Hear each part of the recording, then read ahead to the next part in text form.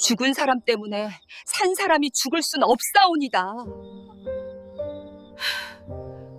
남원 고을 유림의 종가 안동 김씨 대감 댁에서는 3년상이 끝나는 날이었습니다.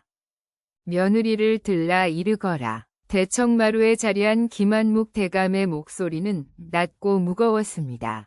60을 넘긴 그의 얼굴에는 세월의 깊이만큼이나 권위가 서려 있었습니다. 예, 아버님. 검은 상복 차림의 여인이 마루 아래 무릎을 꿇었습니다. 김씨 집안의 며느리, 남양 홍씨 연옥이었습니다. 21의 남편을 잃고 이제 막 24이 된 그녀의 얼굴은 3년의 애도로 인해 한결 가늘어져 있었습니다. 오늘로 3년상이 마쳤다. 예, 아버님. 그동안 고생이 많았다. 아들 놈이 불효를 저질러 젊은 네가 과부의 몸이 되었으니 이 애비로서도 안타까운 일이다. 연옥은 고개를 더 숙였습니다. 남편 김준서는 3년 전 한양에 과거를 보러 갔다가 돌아오는 길에 열병으로 급사했습니다.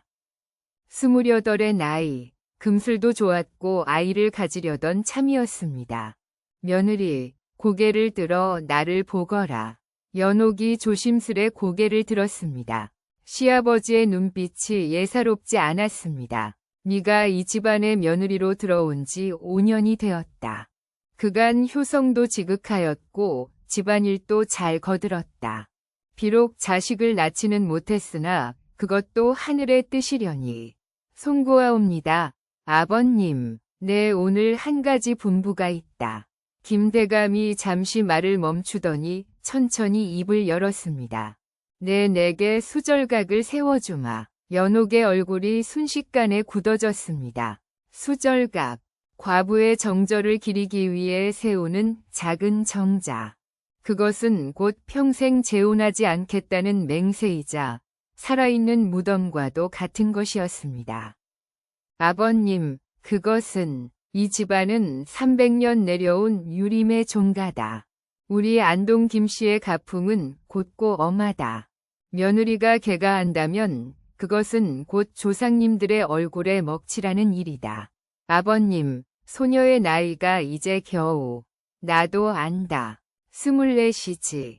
하나 그것이 무슨 상관이냐. 내 남편은 하나뿐이었고 앞으로도 그러해야 한다.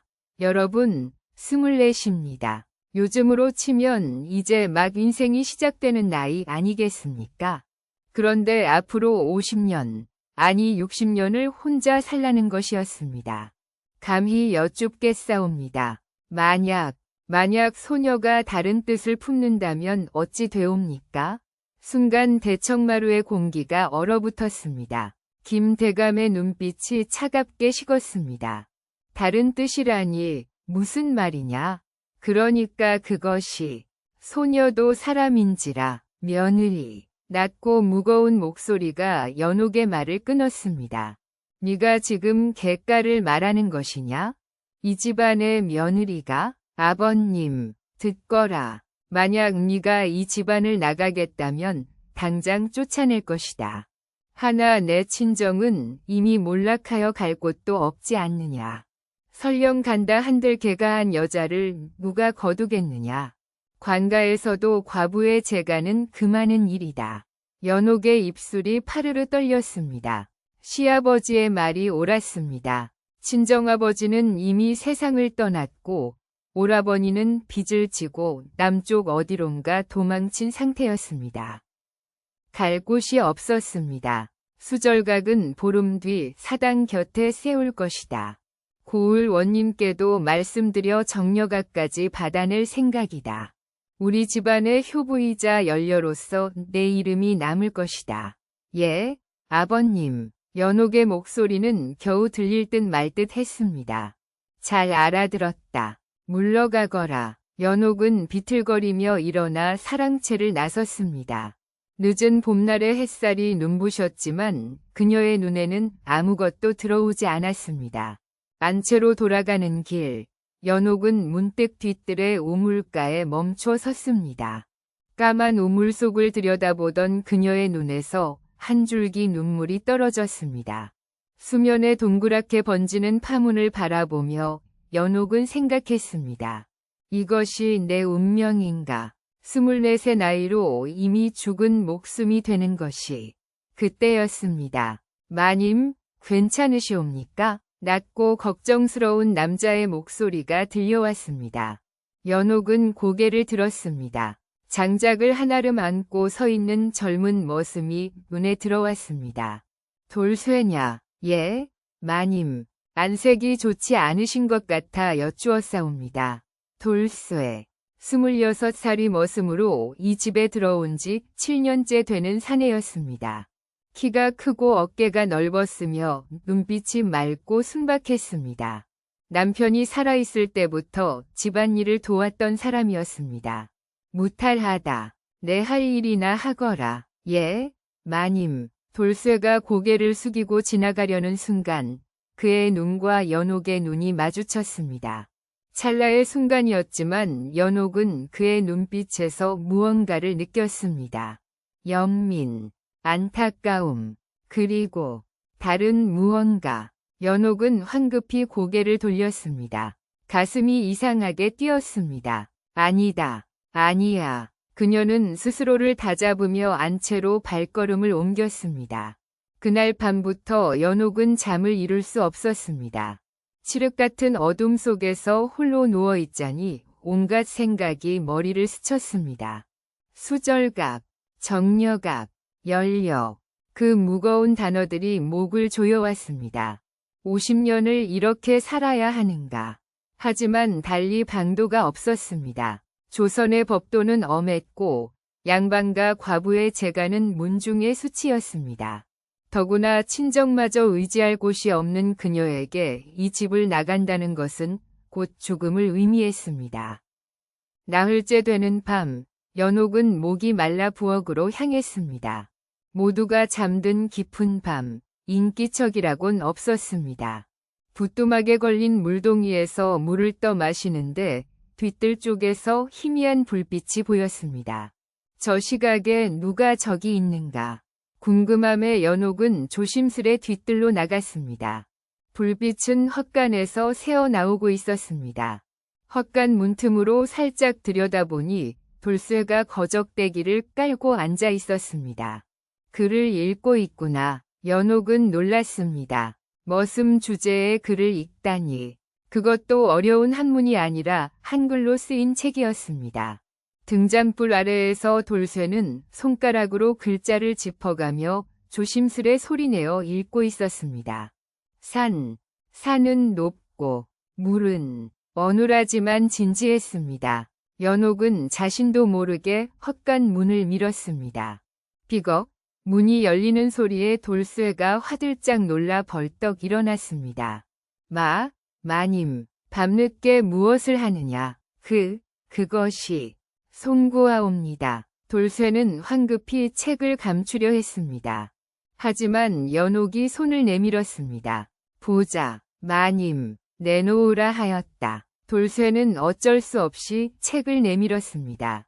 연옥이 책장을 넘기자 어설픈 한글 글씨가 빼곡하게 적혀 있었습니다. 누가 가르쳐 주더냐? 아무도. 혼자 배웠사옵니다. 옛날에 서당 담 너머로 훔쳐듣고 저자에서 방문을 주워다 보고. 연옥은 책을 돌쇠에게 돌려주었습니다. 계속 읽거라. 예? 글을 읽고 싶거든 읽으라는 것이다. 하나 너무 늦은 밤은 피하고 등잔 기름도 아껴 쓰도록 해라. 돌쇠의 얼굴에 놀라움이 번졌습니다. 마님, 고맙사옵니다. 갈 것이다. 연옥이 돌아서는데 돌쇠가 조심스레 입을 열었습니다. 마님, 낮에 우물가에서 무슨 말이냐? 소인이 감히 여쭙기 송구하오나. 마님께서 매우 괴로워 보이셨사옵니다. 연옥의 발걸음이 멈췄습니다. 머슴 주제에 상전의 일에 참견하느냐? 아니옵니다. 다만, 돌쇠는 말을 잇지 못했습니다. 연옥은 돌아보지 않고 말했습니다. 너도 들었겠지. 수절각을 세운다고. 예, 나는 이제 죽은 목숨이다. 살아있으되 죽은 것과 같은. 마님, 네가 무슨 말을 하려는지 모르겠으나 나는 이 집안의 며느리다. 도리를 저버릴 수는 없다. 연옥은 그렇게 말하고는 헛간을 나갔습니다. 하지만 그날 밤 그녀는 더욱 잠을 이룰 수 없었습니다. 돌쇠의 눈빛이 자꾸만 떠올랐습니다. 그로부터 보름이 흘렀습니다. 수절각이 완성되어 가는 동안 연옥은 자신도 모르게 자주 뒤뜰로 향했습니다. 물을 뜨러 간다는 핑계로, 장작을 확인한다는 핑계로. 그럴 때마다 헛간에서 일하는 돌쇠와 마주쳤습니다.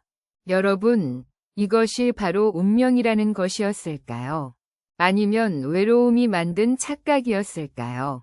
처음에는 그저 눈이 마주치는 것뿐이었습니다. 하지만 어느 날부터인가 짧은 대화를 나누게 되었습니다. 날씨 이야기, 집안일 이야기, 별것 아닌 이야기들이었지만 연옥에게는 3년 만에 처음 느껴보는 온기였습니다. 마님, 이 나무는 물풀의 나무라 하옵니다. 잎이 이렇게 7갈래로 나뉘지요. 그러냐, 나는 몰랐구나. 산에 가면 온갖 나무와 풀이 있사옵니다. 소인이 어릴 적 산에서 자라서 다 알지요. 재미있는 이야기구나. 이런 대화가 쌓여가며 두 사람 사이의 거리는 조금씩 좁혀졌습니다. 어느 날 밤, 연옥은 다시 헛간으로 향했습니다. 이번에는 목이 말랐어가 아니었습니다. 그저 가고 싶었습니다. 헛간 문을 열자 돌쇠가 깜짝 놀라며 일어났습니다. 마님, 이 밤에 어인일이시옵니까? 그냥 답답해서 나왔다. 연옥은 헛간 안으로 들어와 거적대기 위에 조심스레 앉았습니다. 돌쇠는 어찌할 바를 몰라 했습니다. 마님, 이곳은 천한 곳이옵니다. 마님께서 앉으실 곳이 괜찮다. 나도 이제 죽은 사람이니 귀천이 무슨 상관이냐. 그런 말씀 마시옵소서. 돌쇠의 목소리에 진심이 담겨 있었습니다. 연옥은 그를 가만히 바라보았습니다. 돌쇠야, 예? 마님, 너는 장가를 들지 않았느냐? 소인 같은 머슴이 어찌 장가를 들겠사옵니까? 돈도 없고 땅도 없는 몸인데요. 그래도 내 나이 26이면 마님께서는 어찌 소인의 나이까지 아시옵니까? 연옥은 순간 당황했습니다. 자신도 모르게 돌쇠에 대해 알고 있는 것이 많아졌다는 것을 깨달았기 때문입니다. 그냥 들은 것 같구나. 어색한 침묵이 흘렀습니다. 등잔불이 흔들리며 두 사람의 그림자를 벽에 길게 드리웠습니다. 마님, 응? 소인이 감히 여쭙겠사옵니다. 마님께서는 정령 수절각에 드시렵니까? 연옥은 대답하지 않았습니다. 대신 긴 한숨을 내쉬었습니다. 나는 선택할 수 없다. 태어날 때부터 정해진 운명이었다. 하오나 마님께서는 아직 젊으시고 입 조심하거라. 그런 말은 우리 둘 다 죽일 수 있는 말이다. 돌쇠는 입을 다물었습니다. 하지만 그의 눈빛은 여전히 연옥을 바라보고 있었습니다. 그날 이후 두 사람의 만남은 잦아졌습니다. 밤이 깊으면 연옥은 헛간으로 향했고 돌쇠는 그녀를 기다렸습니다. 처음에는 그저 이야기를 나누는 것뿐이었습니다. 돌쇠는 상과들의 이야기를 들려주었고 연옥은 책에서 읽은 옛 이야기를 들려주었습니다. 하지만 어느 순간부터 두 사람 사이의 공기가 달라졌습니다. 마님, 머리에 나뭇잎이 붙었사옵니다. 돌쇠가 조심스레 손을 뻗어 연옥의 머리카락에 붙은 나뭇잎을 떼어냈습니다. 그의 손가락이 연옥의 귓불을 스치는 순간 두 사람은 동시에 굳어졌습니다. 고맙다. 연옥의 목소리가 떨렸습니다. 마님. 돌쇠가 그녀의 이름을 부르는 순간 두 사람의 손이 맞닿았습니다.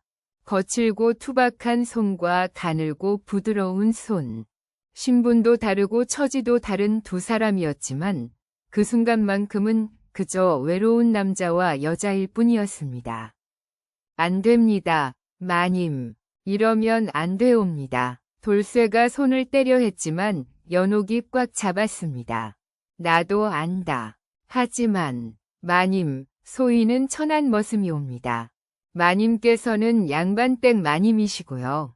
이 일이 들키면 소인은 매 맞아 죽고 마님께서는 나도 죽겠지. 연옥이 담담하게 말했습니다. 하나 돌쇠야, 나는 이미 죽은 목숨이다. 수절각에 들어가는 순간 내 삶은 끝이다. 그렇다면 차라리 마님, 돌쇠가 연옥의 손을 꽉 잡았습니다. 그의 눈에 눈물이 고였습니다. 소인도 마님을. 두 사람은 더 이상 말하지 않았습니다. 헛간 안에서 두 사람의 그림자가 하나로 겹쳐졌습니다.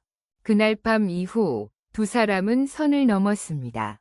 밤마다 연옥은 헛간으로 향했고 돌쇠는 그녀를 기다렸습니다. 양반과 과부와 머슴의 만남. 발각되는 순간 둘 다 죽음이었지만 두 사람은 멈출 수 없었습니다. 한 달이 지나고 두 달이 지났습니다. 여름이 지나고 가을이 왔습니다. 하지만 세상에 비밀은 없는 법입니다. 어느 날 밤, 연옥이 헛간에서 나와 안채로 돌아가는 길이었습니다. 달빛 아래 그녀의 뒷모습을 지켜보는 또 다른 그림자가 있었습니다. 신의, 김씨댁 딸 월선이었습니다. 저것이 정령 형님이신가? 월선의 얼굴이 경악으로 일그러졌습니다. 그녀는 황급히 사랑채를 향해 달려갔습니다. 연옥은 그것도 모른 채 안채로 돌아와 이불을 덮었습니다. 가슴이 두근거렸습니다. 돌쇠의 온기가 아직 손끝에 남아 있었습니다. 이러다 들키면 어쩌나. 불안함이 엄습했지만 동시에 이상한 행복감도 밀려왔습니다. 죽은 듯 살아온 3년, 아니 24해의 인생에서 처음 느껴보는 감정이었습니다. 바로 그 순간 사랑채에서 우렁찬 고함 소리가 들려왔습니다. 당장 머슴놈을 끌고 오너라. 연옥의 얼굴이 새하얗게 질렸습니다. 신우이 월선은 그날 밤 본 것을 믿을 수 없었습니다. 형님이라 부르는 과부가 천한 머슴과 헛간에서 나오는 모습을, 달빛 아래 흐트러진 옷고름을 매만지는 그 모습을. 아버님, 월선이 사랑채 문을 두드렸습니다. 한밤중이었지만 그녀는 참을 수 없었습니다. 무슨 일이냐, 이 밤중에.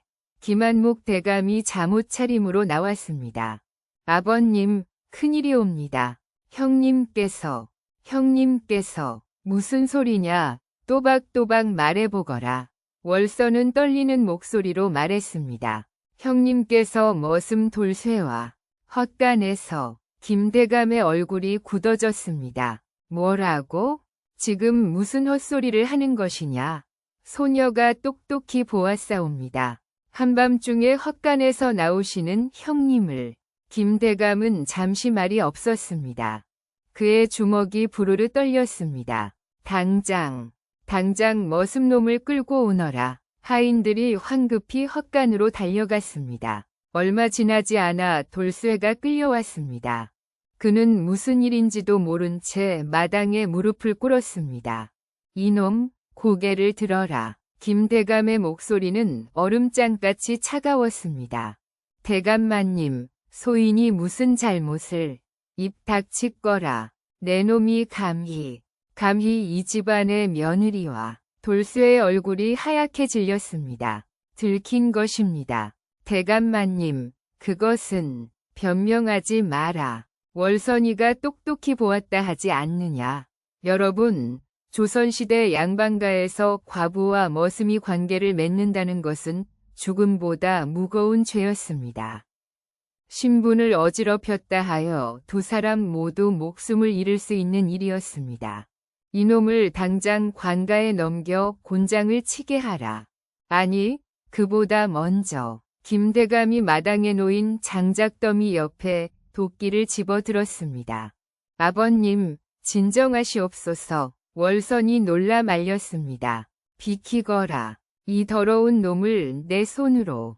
바로 그때 안채에서 연옥이 뛰어나왔습니다. 아버님, 안 되옵니다. 내년도 왔느냐. 이 집안의 수치스러운 것. 김대감이 연옥을 향해 호통을 쳤습니다. 아버님, 돌쇠는 아무 잘못이 없사옵니다.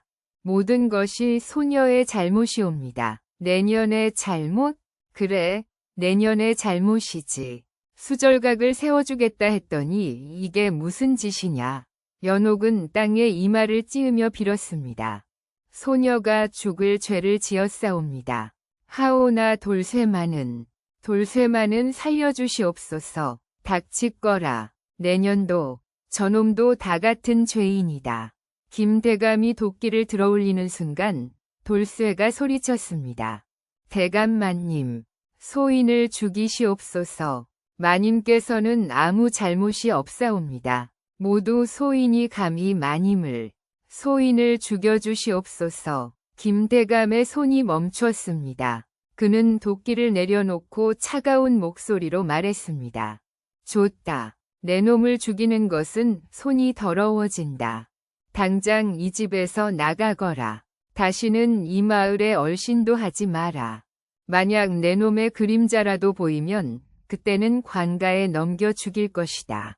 대감마님, 당장 나가지 못할까? 하인들이 돌쇠를 끌어냈습니다.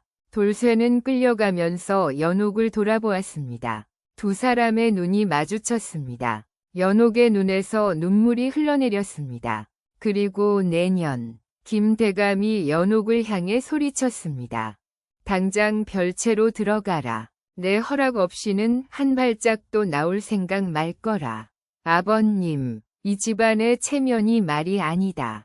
만약 이 일이 밖으로 새어나가면 우리 안동 김씨 종가는 웃음거리가 된다. 내년을 별채에 가둘 것이니 누구도 만나지 못할 것이다. 연옥은 고개를 떨구었습니다. 하인들이 그녀를 별채로 끌고 갔습니다. 별채는 안채 뒤편에 있는 작은 건물이었습니다. 예전에 병든 식구를 격리하던 곳이라 창문도 작고 어두웠습니다. 연옥이 방에 들어서자 밖에서 문빗장을 걸어 잠그는 소리가 들렸습니다. 쿵! 연옥은 그 자리에 주저앉았습니다. 눈물이 멈추지 않았습니다. 돌쇠, 미안하다. 내 때문에. 밖에서는 김대감의 목소리가 들려왔습니다. 별채 앞을 지키거라. 누구도 드나들지 못하게 하라. 먹을 것만 하루 한 번 넣어주고 분부대로 하겠사옵니다. 연옥은 작은 창문으로 밖을 내다보았습니다. 달빛 아래 빈 뒤뜰만 보였습니다. 돌쇠가 있던 헛간이 멀리 보였습니다. 이제 그곳은 텅 빈 건물일 뿐이었습니다. 열흘이 지났습니다. 별채에 갇힌 연옥은 하루 종일 작은 방 안에만 있어야 했습니다. 하루 한 번 밥을 가져다주는 하녀 외에는 아무도 만날 수 없었습니다. 심지어 그 하녀도 말을 걸어서는 안 된다는 분부를 받은 듯 그저 밥상만 밀어넣고 갔습니다. 연옥은 창문 틈으로 밖을 내다보며 돌쇠를 생각했습니다. 지금쯤 어디에 있을까? 밥은 먹고 있을까? 추운데 잘 곳은 있을까? 그러던 어느 날 밥을 가져온 하녀가 밥상을 놓다가 작은 쪽지를 바닥에 떨어뜨렸습니다. 하녀는 황급히 나가고 연옥은 쪽지를 주워 들었습니다. 보름 뒤 남편분의 제삿날이 옵니다. 마님, 연옥의 가슴이 뛰었습니다. 제삿날. 남편 김준서의 4년째 제삿날이 다가오고 있었습니다. 그렇지, 제삿날. 제삿날이면 제사 준비를 해야 합니다. 제사상을 차리는 것은 며느리의 몫이었습니다. 아무리 가두어도 제삿날만큼은 풀어줄 수밖에 없을 것입니다. 연옥은 조심스레 하녀를 불렀습니다. 잠깐만 기다리거라. 하녀가 문 앞에 멈춰 섰습니다. 무엇이 필요하시옵니까? 제삿날이 보름 뒤라 했지? 그러하옵니다. 시아버님께 여쭈어라. 며느리인 제가 제사 준비를 하지 않으면 조상님께 송구하다고. 비록 갇혀 있으나 제삿날만큼은 제 손으로 상을 차리게 해달라고. 하녀는 고개를 끄덕이고 나갔습니다. 이틀 뒤 김대감의 허락이 떨어졌습니다. 제삿날 하루는 연옥을 풀어주되 그날도 절대 밖으로 나가지 못하게 하라는 것이었습니다. 연옥은 마음속으로 계획을 세웠습니다. 돌쇠에게 전가를 보내야 한다. 하지만 어떻게, 여러분이라면 어떻게 하셨겠습니까?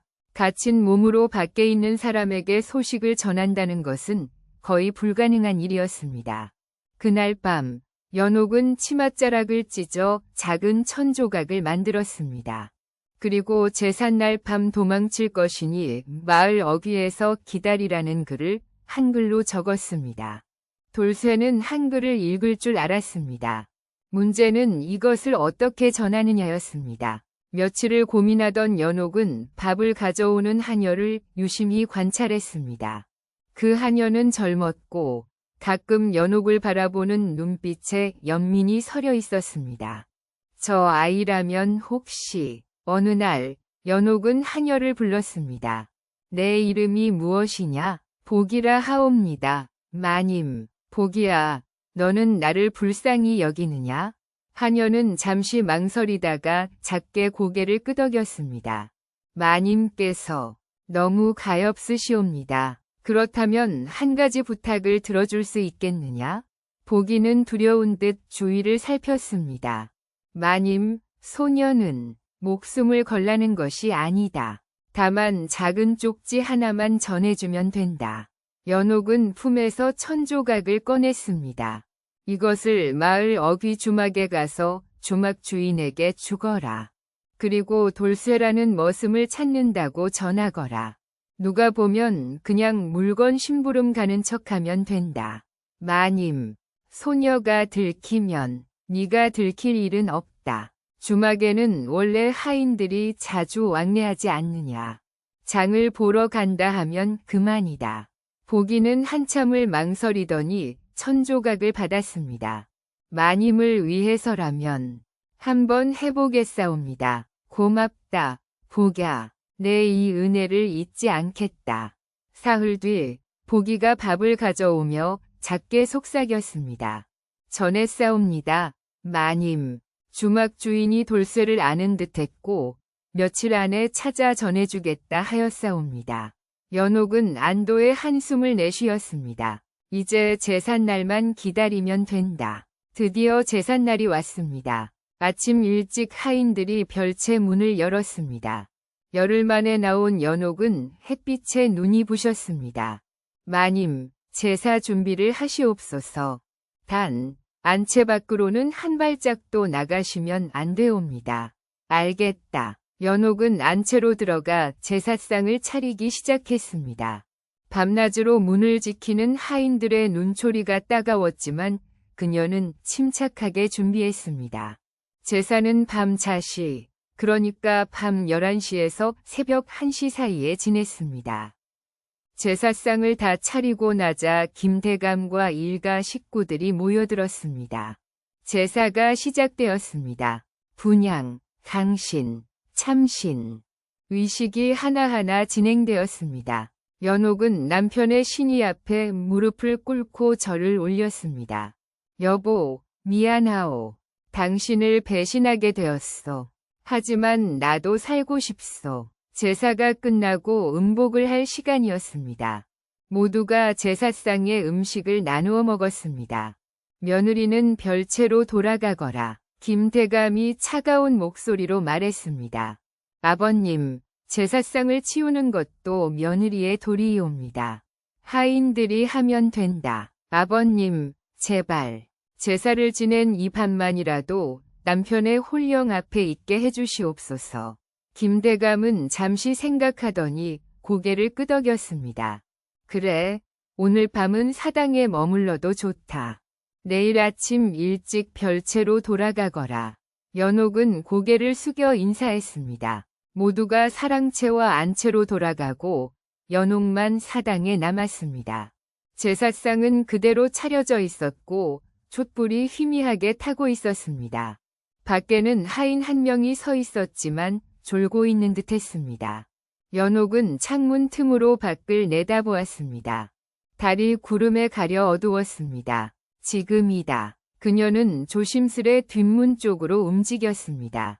제삿날 밤, 사당 안은 촛불 하나만이 어둠을 밝히고 있었습니다. 제사상은 그대로 차려져 있었고 연옥은 남편의 신위 앞에 단정히 앉아 있었습니다. 밖에서는 하인이 문을 지키고 있었으나 밤이 깊어지자 꾸벅꾸벅 졸기 시작했습니다. 연옥은 조심스레 뒷문 쪽으로 몸을 돌렸습니다. 여보, 용서하시오. 당신을 저버리는 것이 아니오. 다만 나도 살고 싶소. 연옥은 신이를 향해 마지막 절을 올렸습니다. 그리고는 치맛자락을 걷어 올리고 뒷문 빗장을 조용히 열었습니다. 삐걱 작은 소리가 났지만 밖의 하인은 듣지 못했습니다. 문을 열고 나가니 차가운 밤 공기가 얼굴을 스쳤습니다. 달은 여전히 구름에 가려 어두웠습니다. 연옥은 뒷뜰을 가로질러 담장 쪽으로 향했습니다. 담장은 높았지만 모퉁이에 쌓아둔 장작더미가 있었습니다. 연옥은 그 위에 올라서서 담장을 넘었습니다. 치마가 걸려 찢어지는 소리가 났지만 개의치 않았습니다. 담장 밖으로 뛰어내린 순간 발목이 삐끗했습니다. 아픔을 참으며 일어서니 앞에 어둠만 보였습니다. 마을 어귀는 여기서 한참을 걸어가야 했습니다. 연옥은 달리기 시작했습니다. 평생 양반가 교수로 살며 한 번도 이렇게 뛰어본 적이 없었지만 지금은 그럴 때가 아니었습니다. 숨이 차올랐지만 멈출 수 없었습니다. 마을을 지나 논둑길을 따라 달렸습니다. 멀리서 개 짖는 소리가 들렸지만 다행히 사람은 보이지 않았습니다. 모두 잠든 밤이었습니다. 한참을 달려 마을 어귀에 다다르자 큰 느티나무가 보였습니다. 그 아래 어둠 속에서 누군가 서 있었습니다. 누구시오? 연옥이 떨리는 목소리로 물었습니다. 그림자가 한 걸음 다가왔습니다. 달빛이 구름 사이로 새어나와 그 얼굴을 비췄습니다. 마님, 돌쇠였습니다. 연옥은 그만 그 자리에 주저앉고 말았습니다. 마님, 괜찮으시옵니까? 돌쇠가 달려와 연옥을 일으켰습니다. 연옥은 돌쇠의 손을 꽉 잡았습니다. 따뜻했습니다. 기다렸느냐? 오래 기다렸느냐? 아니옵니다. 쪽지를 받고 나서 매일 이곳에 왔사옵니다. 혹시나 하는 마음에 돌쇠의 목소리도 떨리고 있었습니다. 이제 어찌하면 되겠느냐? 나는 길을 모르는데 소인이 알고 있사옵니다. 산길로 가면 이웃 고을까지 하루길이옵니다. 서두르면 날 밝기 전에 산속으로 숨을 수 있사옵니다. 그럼 가자. 어서. 두 사람은 손을 맞잡고 어둠 속으로 사라졌습니다. 여러분, 24살 양반과 과부가 머슴과 손을 잡고 도망치는 이 밤을 상상해 보십시오. 조선의 법도로는 있을 수 없는 일이었지만 두 사람에게는 이것이 유일한 살 길이었습니다. 다음 날 아침 일찍 별채를 지키던 하인이 사당으로 연옥을 데리러 갔습니다. 마님, 이제 별채로 돌아가셔야 하옵니다.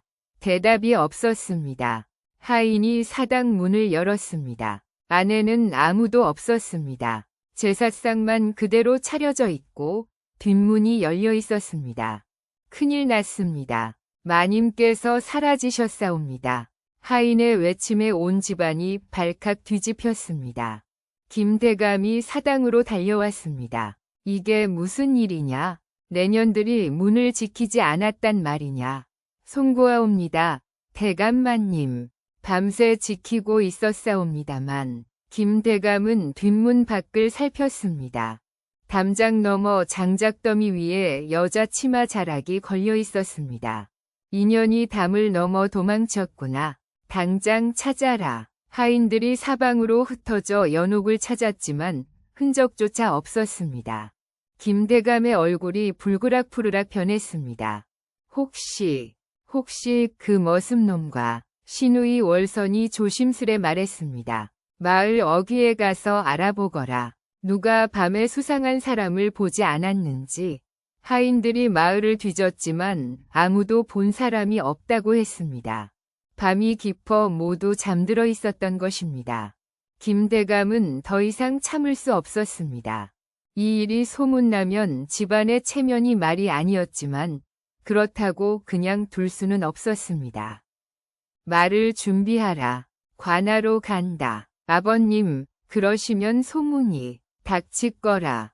전현을 잡아들여야 한다. 김대감은 말에 올라타고 관하로 달려갔습니다. 관하에 도착하자 아직 해가 채 뜨지 않은 이른 시각이었지만 김대감은 문을 두드렸습니다. 원님을 뵈어야 하겠소. 관하의 문지기가 황급히 안으로 들어갔고 잠시 후 남원 부사가 옷을 여미며 나왔습니다. 김대감, 이른 아침에 무슨 일이시오? 원님, 큰일이옵니다. 우리 집 며느리년이 머슴놈과 짜고 야반도주를 하였사옵니다. 남원 부사의 눈이 커졌습니다. 뭐라 하셨소? 양반과 과부가 머슴과? 그렇소. 어젯밤 제삿날을 틈타 도망쳤소. 반드시 잡아들여 벌을 내려야 하오. 남원 부사는 난처한 표정을 지었습니다.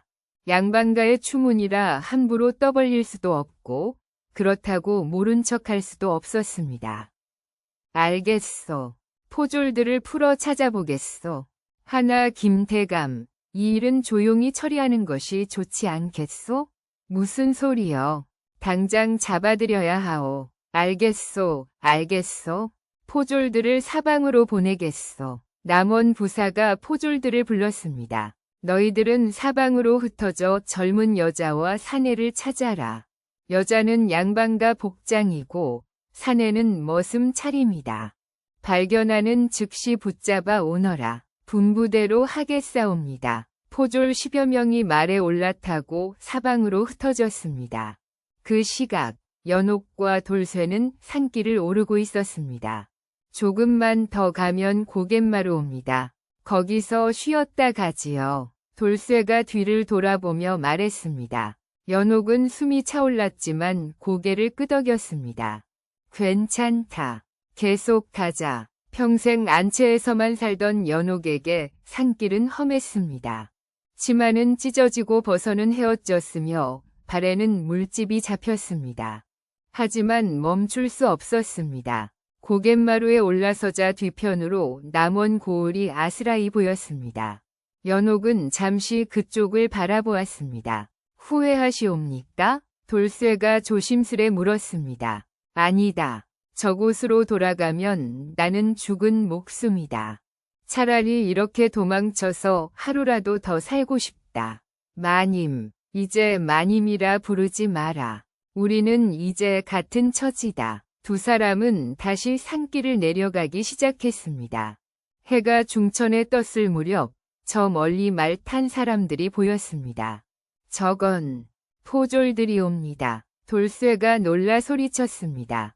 연옥도 그들을 보았습니다. 붉은 옷을 입은 포졸들이 말을 타고 이쪽으로 오고 있었습니다.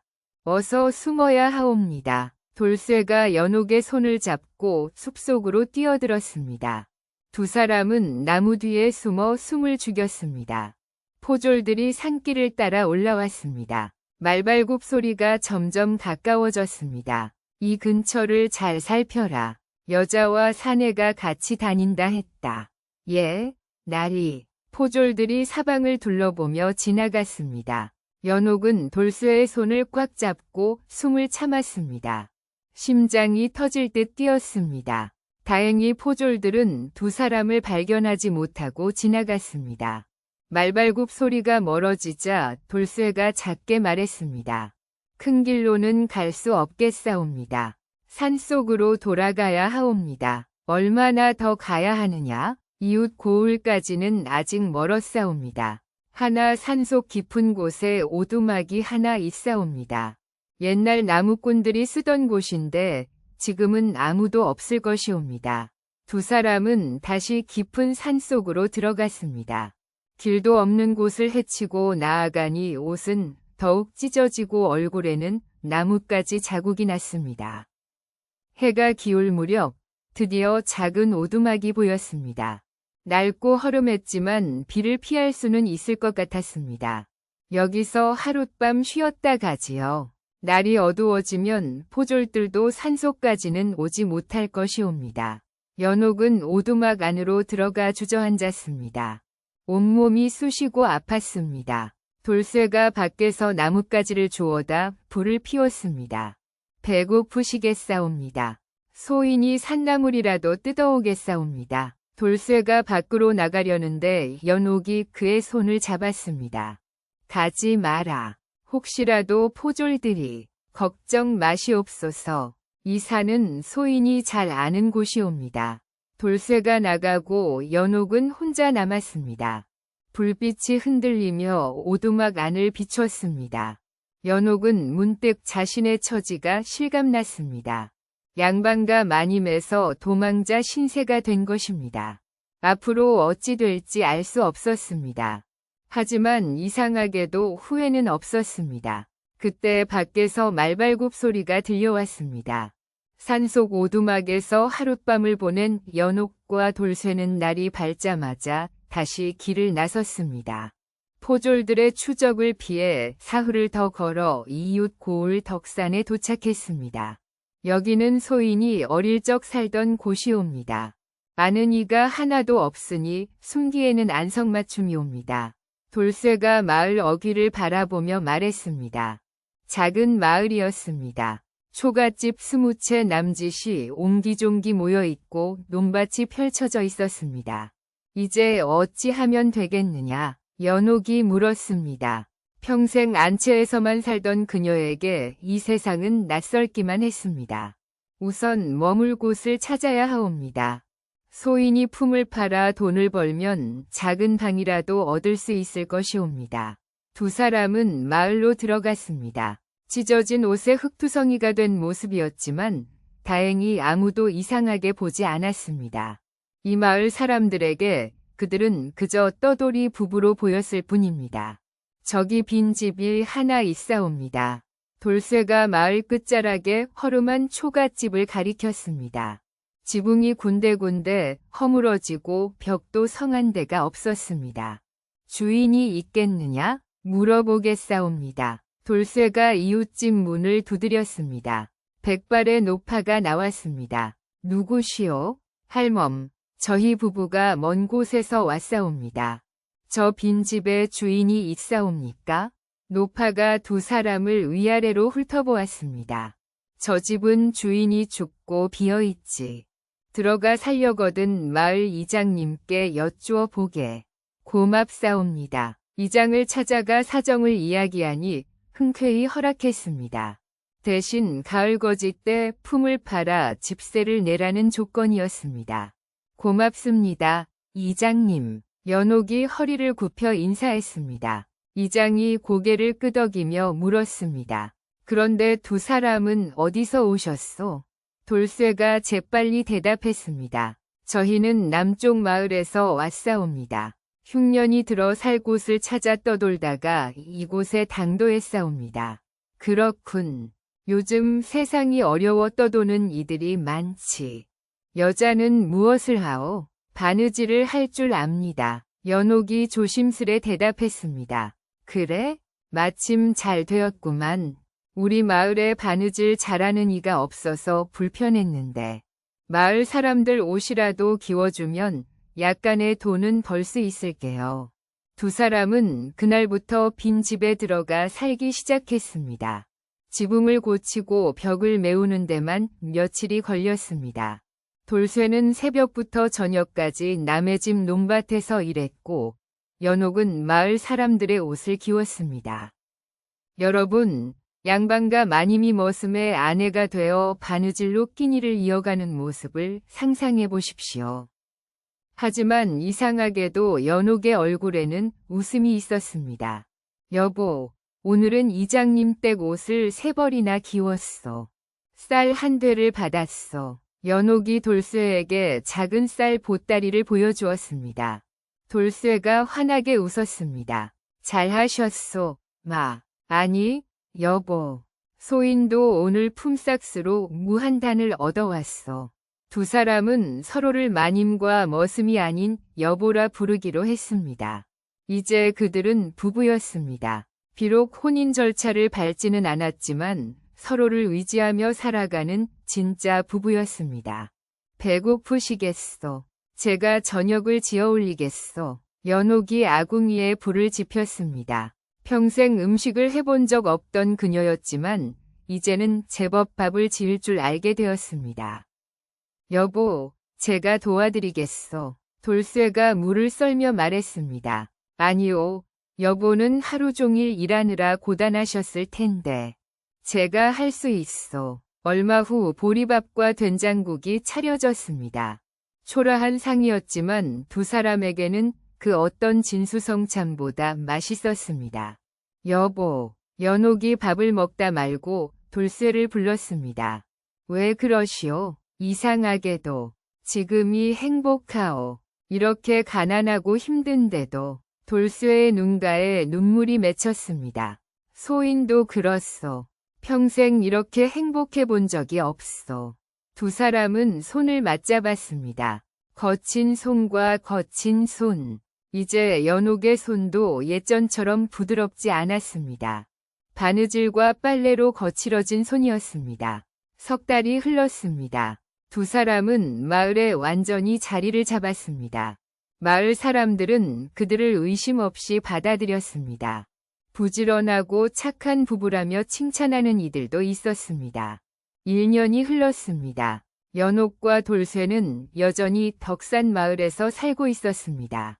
집도 제법 살만해졌고 먹고 사는 것도 나아졌습니다. 돌쇠는 농사일을 열심히 해서 마을에서도 인정받는 일꾼이 되었고, 연옥은 바느질 솜씨가 뛰어나 이웃 마을에서까지 찾아올 정도였습니다. 어느 봄날, 연옥은 우물가에서 빨래를 하고 있었습니다. 옆에서 마을 안악들이 모여 이야기를 나누고 있었습니다. 요즘 관가에서 사람을 찾는다던데 무슨 사람? 양반가 과부와 머슴이라더라. 둘이 도망쳤다나 뭐라나. 연옥의 손이 멈췄습니다. 가슴이 철렁 내려앉았습니다. 1년이 넘었는데 아직도 찾는다니 집안에서 얼마나 화가 났으면. 그러게 말이야. 들키면 둘 다 죽는다지? 당연하지. 양반과 법도가 얼마나 엄한데. 연옥은 조용히 빨래를 마치고 집으로 돌아왔습니다. 돌쇠에게 이 이야기를 해야 할까 말아야 할까 고민했지만 결국 말하지 않기로 했습니다. 괜히 걱정만 끼치고 싶지 않았습니다. 며칠이 지난 어느 날, 마을에 낯선 사람들이 나타났습니다. 관복을 입은 포졸셋이 말을 타고 마을 어귀에 섰습니다. 이장을 불러오너라. 마을 사람들이 웅성거렸습니다. 연옥은 집안에서 창문 틈으로 밖을 내다보았습니다. 가슴이 두근거렸습니다. 이장이 나와 포졸들과 이야기를 나누었습니다. 무슨 이야기를 하는지 들리지 않았지만 포졸들이 무언가를 물어보는 듯 했습니다. 잠시 후 포졸들이 마을을 돌아다니기 시작했습니다. 집집마다 들러 사람들에게 무언가를 묻고 다녔습니다. 점점 가까워졌습니다. 여보, 큰일 났소. 연옥이 떨리는 목소리로 돌쇠를 불렀습니다. 돌쇠가 밖을 내다보더니 얼굴이 하얗게 질렸습니다. 포졸들이요. 우리를 찾는 것이 분명하오. 어찌 하면 좋겠소? 일단 침착하시오. 우리를 본 사람은 없소. 우리 모습도 많이 달라졌고. 여러분, 과연 포졸들이 두 사람을 알아볼 수 있을까요? 1년 동안 햇볕에 그을리고 노동으로 거칠어진 모습은 예전과 사뭇 달랐습니다. 포졸이 그들의 집 앞에 섰습니다. 문을 두드리는 소리가 들렸습니다. 문 열어라. 돌쇠가 문을 열었습니다. 무슨 일이시오? 우리는 남원 관아에서 온 포졸이다. 몇 가지 물어볼 것이 있다. 예, 말씀하시오. 포졸이 두 사람을 번갈아 보았습니다. 이 마을에 1년 전쯤 이사온 부부가 있다고 들었는데 너희가 그 부부냐? 그렇소. 어디서 왔느냐? 남쪽에서 왔소. 흉년이 들어 이곳으로 왔소. 포졸이 연옥을 유심히 보았습니다. 연옥은 애써 태연한 척했습니다. 여자의 손을 보자. 연옥이 손을 내밀었습니다. 거칠고 굳은 살이 박힌 손이었습니다. 포졸이 고개를 끄덕였습니다. 양반가 마님의 손이 아니로군.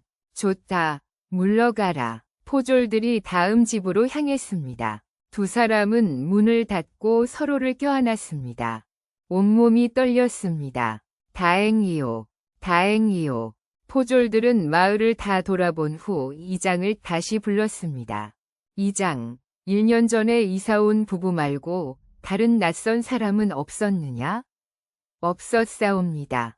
그 부부만 왔을 뿐이옵니다. 그 부부는 어떤 사람들이더냐? 이장이 잠시 생각하더니 대답했습니다. 부지런하고 착한 사람들이옵니다. 남자는 품팔이를 열심히 하고 여자는 바느질을 잘하옵니다. 마을 사람들이 모두 좋게 보고 있사옵니다. 그렇다면 우리가 찾는 사람들은 아니로군. 포졸들이 말에 올라타려는 순간 옆집 안악 하나가 다가왔습니다. 나리, 한 가지 여쭤보고 싶은 것이 있사옵니다. 무엇이냐?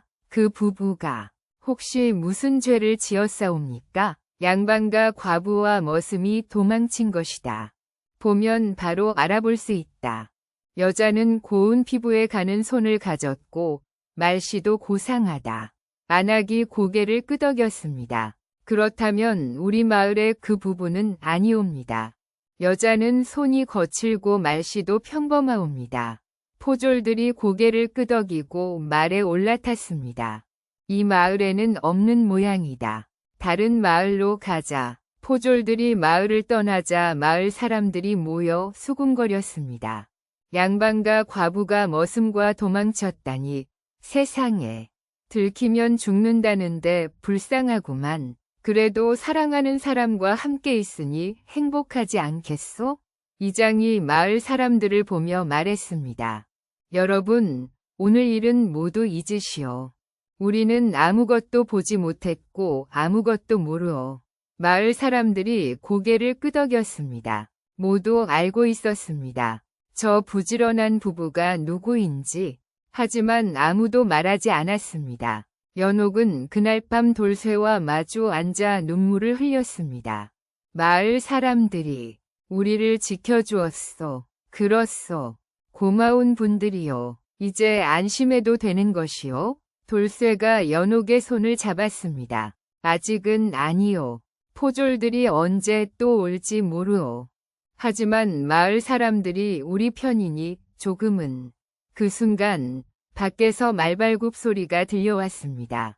말발굽 소리는 그저 지나가는 나그네의 것이었습니다. 연옥과 돌쇠는 안도의 한숨을 내쉬었습니다. 그로부터 10년이 흘렀습니다. 덕산 마을은 여전히 평화로웠습니다. 연옥과 돌쇠의 집은 이제 마을에서 가장 단정한 집 중 하나가 되었습니다. 돌쇠는 부지런한 일꾼으로 인정받았고 연옥의 바느질 솜씨는 이웃 고을에까지 소문이 났습니다. 어느 가을날 마을 이장이 연옥의 집을 찾아왔습니다. 댁에 전할 소식이 있어. 무슨 소식이옵니까? 남원 고을에서 사람이 왔었어. 안동 김씨 댁 대감이 돌아가셨다더군. 연옥의 손이 멈췄습니다. 바느질하던 바늘이 바닥에 떨어졌습니다. 언제 돌아가셨다 하던가요? 한 달 전이라더군. 나이가 많으셔서 편히 가셨다 하오. 이장이 돌아가고 연옥은 한참을 그 자리에 앉아 있었습니다. 10년 전 그 무서운 시아버지. 자신을 별채에 가두고 수절각을 세우려던 그분이 세상을 떠났다는 소식이었습니다. 저녁 무렵 밭에서 돌아온 돌쇠에게 연옥이 말했습니다. 여보, 시아버님께서 돌아가셨다 하오. 돌쇠는 잠시 말이 없었습니다. 그렇소. 이제 우리는 안전한 것이오? 글쎄요. 시아버님이 안 계시면 우리를 찾을 사람도 없을 것이오. 그날 밤 연옥은 잠을 이루지 못했습니다. 고향 생각이 났습니다. 남원의 그 큰 기와집, 넓은 안채, 사당, 뒤뜰의 우물. 10년 전 마지막으로 본 그곳이 어렴풋이 떠올랐습니다. 다음 날 아침, 연옥은 집 뒤편 언덕에 올라갔습니다. 남쪽을 바라보니 저 멀리 산맥이 보였습니다. 그 너머 어딘가에 남원이 있었습니다. 여러분, 고향이란 무엇일까요? 아무리 힘들었던 곳이라도 그리워지는 것이 고향 아니겠습니까? 연옥은 한참을 남쪽을 바라보았습니다. 시아버지의 얼굴이 떠올랐습니다. 엄하고 무서웠지만 한편으로는 집안을 지키려 애쓰던 늙은 양반이었습니다. 마마, 뒤에서 아이의 목소리가 들렸습니다. 연옥이 돌아보니 7살 난 아들 복동이가 언덕을 올라오고 있었습니다. 마마, 여기 계셨구나. 아바마마가 찾으신다. 복동이는 연옥과 돌쇠 사이에서 태어난 아들이었습니다. 얼굴은 돌쇠를 닮아 순박했고 눈은 연옥을 닮아 맑았습니다. 그래, 지금 내려간다. 복동이가 연옥의 손을 잡고 폴짝폴짝 뛰며 말했습니다. 마마, 아바마마가 오늘 장에 가신대. 나도 따라가도 되지? 그래, 아바마마 심부름 잘하거라. 예, 복동이가 신이 나서 앞서 달려내려갔습니다. 연옥은 아들의 뒷모습을 바라보며 미소 지었습니다. 집에 도착하니 돌쇠가 지게를 지고 나올 준비를 하고 있었습니다. 여보, 장에 다녀오겠소. 복동이를 데려가도 되겠소? 그러시오. 조심해서 다녀오시오. 돌쇠와 복동이가 손을 잡고 마을 길을 걸어갔습니다. 연옥은 마루에 앉아 그 모습을 지켜보았습니다. 이웃집 안악이 지나가다 말을 걸었습니다. 복동이 어미, 오늘 날씨가 참 좋지요? 그러게요. 가을이 깊어가는구려. 복동이가 참 잘 컸어요. 이제 글 공부를 시켜야 하지 않겠소? 그러고 싶은데 우리 형편이 마을 서당이 있잖소. 거기 훈장님이 착하셔서 품앗이로도 받아주신다던데요. 연옥은 고개를 끄덕였습니다. 아들에게 글을 가르치고 싶었습니다. 비록 양반 신부는 아니지만 글은 배워야 했습니다. 저녁 무렵 돌쇠와 복동이가 돌아왔습니다. 복동이는 엿을 하나 손에 쥐고 있었습니다. 마마, 아바마마가 엿을 사주셨어. 그래? 고맙구나. 복동이는 엿을 반으로 쪼개 연옥에게 건넸습니다. 마마도 드세요. 연옥은 아들이 준 엿을 받아 입에 넣었습니다.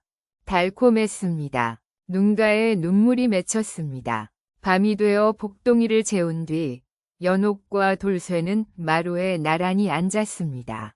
달이 밝았습니다. 여보, 시아버님 소식을 들으시고 많이 생각하셨지요? 돌쇠가 조심스레 물었습니다. 생각이 많았소. 고향도 그립고. 하지만 연옥이 돌쇠의 손을 잡았습니다. 후회는 없소. 그때 도망치지 않았다면 나는 수절각에 갇혀 죽은 목숨으로 살았을 것이오. 복동이도 없었을 것이고 고생만 시켰소. 무슨 말씀이오. 여보 덕분에 나는 처음으로 사람답게 살았소. 두 사람은 손을 꽉 잡고 달을 바라보았습니다. 두 사람은 손을 꽉 잡고 달을 바라보았습니다. 다음 날 연옥은 다시 언덕에 올라 남쪽을 바라보았습니다. 저 멀리 산맥 너머 남원이 있었습니다. 시아버지는 이제 사당에 모셔졌겠지요. 제사상이 차려지고 후손들이 절을 올렸겠지요. 연옥은 그쪽을 향해 작게 절을 올렸습니다. 아버님, 편히 쉬소서. 불효한 며느리를 용서하시옵소서. 바람이 불어왔습니다. 마치 대답하는 것 같았습니다. 연옥은 고개를 돌렸습니다. 언덕 아래 자신의 집이 보였습니다. 작지만 따뜻한 집. 돌쇠가 마당에서 장작을 패고 있었고 복동이가 그 옆에서 놀고 있었습니다. 연옥의 얼굴에 미소가 번졌습니다. 후회는 없었습니다. 여러분, 사람이 진정으로 원하는 것은 무엇일까요? 높은 신분도 큰 재물도 아닙니다.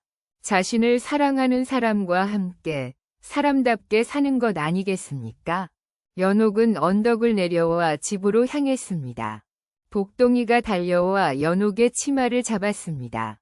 마마, 배고파요. 그래, 지금 밥을 지어줄게. 연옥은 아들의 손을 잡고 부엌으로 들어갔습니다. 아궁이에 불을 지피니 따뜻한 열기가 얼굴을 감쌌습니다. 24살에 도망쳐 나온 과부는 이제 34이 되었습니다. 얼굴에는 주름이 생겼고 손은 거칠어졌지만 그녀의 눈은 10년 전보다 밝았습니다. 저녁상을 차려놓고 세 식구가 둘러앉았습니다. 보리밥과 된장국, 나물 몇 가지. 초라한 상이었지만 행복했습니다. 잘 먹겠습니다. 복동이가 큰 소리로 말했습니다. 돌쇠와 연옥이 웃으며 밥을 먹기 시작했습니다. 밤이 깊어갔습니다. 복동이는 곤히 잠들었고 연옥과 돌쇠는 마당에 나와 하늘을 올려다보았습니다. 별이 총총했습니다. 여보, 행복하오? 돌쇠가 물었습니다. 행복하오. 여보는요? 나도 행복하오. 이보다 더 바랄 것이 없소. 두 사람은 서로를 껴안았습니다. 10년 전 그 밤, 마을 어귀 느티나무 아래서 만났던 그날처럼. 여러분, 조선시대 법도는 엄했습니다. 양반과 과부와 머슴이 함께한다는 것은 있을 수 없는 일이었지요. 하지만 두 사람은 자신들의 행복을 선택했습니다.